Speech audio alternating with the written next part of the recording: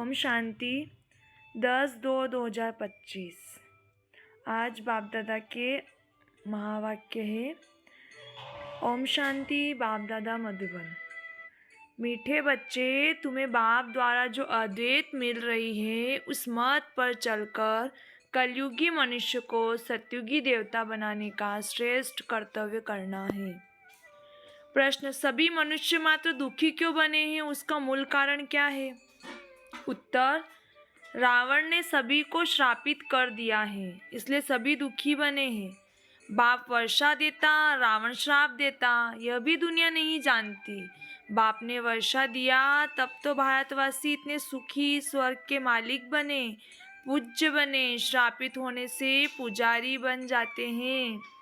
ओम शांति।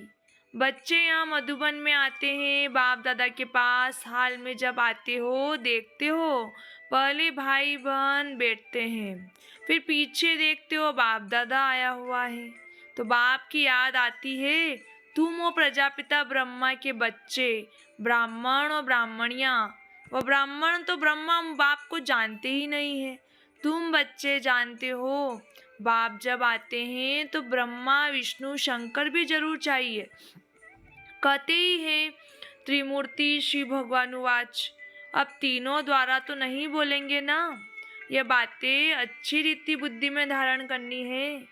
बेहद के बाप से जरूर स्वर्ग का वर्षा मिलता है, इसलिए सभी भक्त भगवान से क्या चाहते हैं? जीवन मुक्ति। अभी है जीवन बंध, सभी बाप को याद करते हैं कि आकर इस बंधन से मुक्त करो। अभी तुम बच्चे ही जानते हो कि बाबा आया हुआ है। कल्प कल्प बाप आते हैं, पुकारते भी हैं, तुम मात पिता हम बालक तेरे, परंतु इसका अर्थ तो कोई भी नहीं समझते। निराकार बाप के लिए समझ लेते हैं, गाते हैं, परंतु मिलता कुछ भी नहीं है। अभी तुम बच्चों को उनसे वर्षा मिलता है, फिर कल्प बाद मिलेगा। बच्चे जानते हैं बाप आधा कल्प के लिए आकर वर्षा देते हैं और रावण फिर श्राप देते हैं। यह भी दुनिया नहीं जानती कि हम सभी श्रापित हैं। रावण का श्राप लगा हुआ है, इसलिए सभी दुखी हैं। भारतवासी सुखी थे। कल इन लक्ष्मी नारायण का राज्य भारत में था।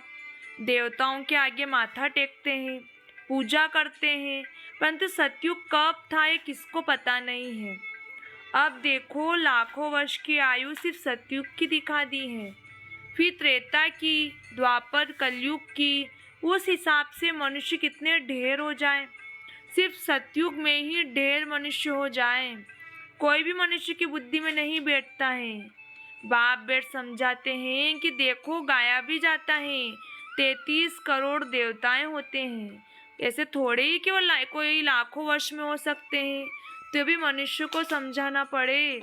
अभी तुम समझते हो कि बाबा हमको स्वच्छ बुद्धि बनाते हैं, रावण मलेच्छ बुद्धि बनाते हैं। मुख्य बात तो यह है कि सतयुग में पवित्र जहाँ है यहाँ है अपवित्र। यह भी किसको पता नहीं है कि राम राज्य कब से कब तक है, रावण राज्य कब से कब तक है। समझते हैं यहाँ ही राम राज्य भी है, रावण राज्य भी है। अनेक मत मतांतर है ना, जितने हैं मनुष्य उतनी ही मतें। अभी यहाँ तुम बच्चों को एक अद्वैत मत मिलती है जो बाप ही देते हैं। तुम अभी ब्रह्मा द्वारा देवता बन रहे हो। देवताओं की महिमा गाई जाती है। सर्वगुण संपन्न, 16 कला संपूर्ण है, तो वह भी मनुष्य। मनुष्य की महिमा गाते क्यों हैं? जरूर फर्क होगा ना। अभी तुम बच्चे भी नंबरवार पुरुषार्थ अनुसार मनुष्य को देवता बनाने का कर्तव्य सीखते हो। कलयुगी मनुष्य को सतयुगी देवता बनाते हो, अर्थात शांति धाम ब्रह्मांड का, विश्व का मालिक बनाते हो। यह तो शांति धाम नहीं है ना, यहाँ तो कर्म जरूर करना पड़े। वह है स्वीट साइलेंस होम। अभी तुम समझते हो हम आत्माएं स्वीट होम ब्रह्मांड के मालिक हैं, वहाँ दुख सुख से न्यारे रहते हैं, फिर सतयुग में विश्व के मालिक बनते हैं। अभी तुम बच्चे लायक बन रहे हो। एम ऑब्जेक्ट एक्यूरेट सामने खड़ी है, तुम बच्चे हो योग बल वाले, वह है बाहुबल वाले। तुम भी हो युद्ध के मैदान पर, परंतु तुम हो डबल अहिंसक, वह है हिंसक। हिंसा काम कटारी को कहा जाता है। सन्यासी भी समझते हैं कि अहिंसा है, इसलिए पवित्र बनते हैं, परंतु तुम्हारे सिवाय बाप के साथ प्रीत कोई की है नहीं। आशिक माशूक की प्रीत होती है ना, वह आशिक माशूक तो एक जन्म के गाए जाते हैं। तुम सभी हो मुझ माशूक के आशिक। भक्ति मार्ग में मुझ एक माशूक को याद करने आए हो। अब मैं कहता हूँ, यह अंतिम जन्म सिर्फ पवित्र बनो और यथार्थ रीति याद करो, फिर याद में करने से ही तुम छूट जाएंगे। सत्युग में याद करने की दरकार ही नहीं रहेगी। दुख में सिमरन सब करते हैं, यह है नर्क, इनको स्वर्ग तो नहीं कहेंगे ना। बड़े आदमी जो धनवान है वह समझते हैं हमारे लिए तो यहाँ ही स्वर्ग है, विमान आदि सब कुछ वैभव है। कितना अंधश्रद्धा में रहते हैं, गाते भी हैं तुम मात पिता, परंतु समझते कुछ नहीं। कौन से सुख घनेरे मिले ये कोई भी नहीं जानते हैं। बोलती तो आत्मा है ना, तुम आत्माएं समझती हो हमको सुख घनेरे मिलने हैं, उसका नाम ही है स्वर्ग सुखधाम। स्वर्ग सभी को बहुत मीठा भी लगता है। तुम अभी जानते हो स्वर्ग में हीरे जवाहरातों के कितने महल थे। भक्ति मार्ग में भी कितना अनगिनत धन था। जो सोमनाथ का मंदिर बनाया, एक एक चित्र लाखों की कीमत वाले थे, वह सब कहाँ चले गए, कितना लूट कर ले गए। मुसलमानों ने जाए मस्जिद आदि में लगाया, इतना अथाह धन था। अभी तुम बच्चों की बुद्धि में है, हम बाप द्वारा फिर से स्वर्ग का मालिक बनते हैं। हमारे महल सोने के होंगे, दरवाजों पर भी जड़ित लगी हुई होगी। जैनियों के मंदिर भी ऐसे बने हुए होते हैं। अब हीरे आदि तो नहीं है ना जो पहले थे। अभी तुम जानते हो हम बाप से स्वर्ग का वर्षा ले रहे हैं। शिव बाबा आते भी हैं, भारत में ही हैं। भारत को ही शिव भगवान से स्वर्ग का वर्षा मिलता है। क्रिश्चियन भी कहते हैं क्राइस्ट से 3000 वर्ष पहले भारत हेवन था। राज्य कौन करते थे ये किसको पता नहीं है, बाकी ये समझते हैं भारत बहुत पुराना है, तो यही स्वर्ग था ना। बाप को कहते भी है हेवनली गॉड फादर, अर्थात हेवन स्थापन करने वाला फादर। जरूर फादर आए होंगे तब तुम स्वर्ग के मालिक बने होंगे। हर 5000 वर्ष बाद स्वर्ग के मालिक बनते हो। फिर आधा कल्प बाद रावण राज्य शुरू होता है। चित्रों में ऐसा क्लियर कर दिखाओ जो लाखों वर्ष की बात बुद्धि से ही निकल जाए। लक्ष्मी नारायण कोई एक नहीं, इनों की डिनाइस्टी होगी ना, फिर उनों के बच्चे राजा बनते होंगे। राजाएं तो बहुत बनते हैं ना, सारी माला बनी हुई है। माला को ही सिमरण करते हैं ना, जो बाप के मददगार बन बाप की सर्विस करते उनों की माला बनती है। जो पूरा चक्र में आते पूज्य पुजारी बनते उनों का यादगार है। तुम पूज्य से पुजारी बनते हो, फिर अपनी माला को बैठ पूजते हो। पहले माला पर हाथ लगाकर फिर माथा टेकते हैं, पीछे माला को फेरना शुरू करते हैं। तुम भी सारा चक्र लगाते हो, फिर शिव बाबा से वर्षा पाते हो। यह राज्य तुम ही जानते हो। मनुष्य तो कोई किसके नाम पर माला फेरते हैं, जानते कुछ भी नहीं। अभी तुमको माला का सारा ज्ञान है और कोई ज्ञान नहीं है। क्रिश्चियन थोड़े ही समझते हैं किसकी माला फेरते हैं। यह माला है ही उन्हों की जो बाप को मददगार बन सर्विस करते हैं। इस समय सब पतित थे, जो पावन थे वह सब यहाँ आते आते अब पतित बने हैं। फिर नंबरवार सब जाएंगे, नंबरवार आते हैं, नंबरवार जाते हैं। कितनी समझने की बातें हैं। यह झाड़ है, कितने टाल टालिया मठ पंथ है। अब ये सारा झाड़ खलास होना है, फिर तुम्हारा फाउंडेशन लगेगा। तुम हो इस झाड़ के फाउंडेशन। उसमें सूर्यवंशी चंद्रवंशी दोनों हैं।